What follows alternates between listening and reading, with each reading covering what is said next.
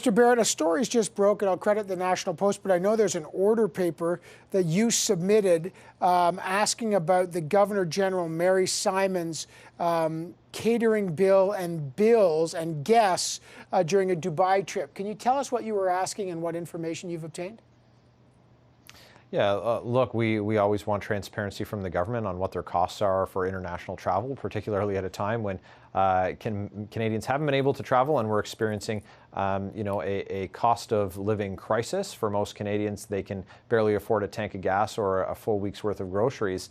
And so at a time when that's happening, to take a look and see what government is spending on their trips. We set the same order paper question for ministers, for the Prime Minister, but as well as for the Governor General. And it's always disappointing to see that while we recognize that there's important work that our head of state and our head of government need to do, what's the level of luxury or excess that they're enjoying while they're doing that, all while there is that affordability crisis in Canada.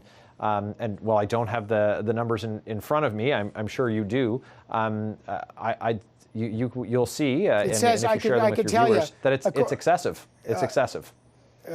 Okay, you're saying, just quickly, according, and the National Post reporting this right now, that, and I just want you to confirm here, Mary Simon, the Governor General, and her 29 fellow passengers used $93,117 in catering services aboard the RCAF CC-150 Polaris during her March 16th, March 24th trip to the Expo 2020 in Dubai. How do you know that's excessive?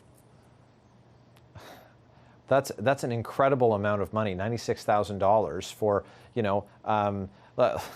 let's break down what the regular costs are for a family to feed themselves for a week. They weren't on the plane the whole time. We don't know what their costs were at destination.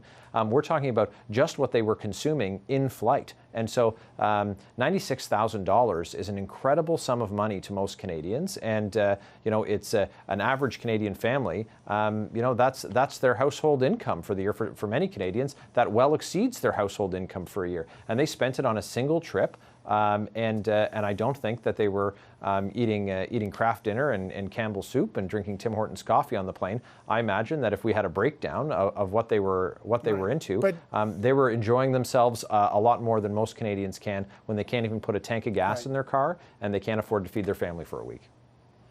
Right. Well, let me ask the NDP. I mean, do you expect the governor? What do you think of the costs, sir? Would you expect the Governor General to be having crackers and mac and cheese? I'm not trying to justify it. I'm just trying to get at a sense of what's normal for these VIP trips. I have no idea. Mr. Bachrach.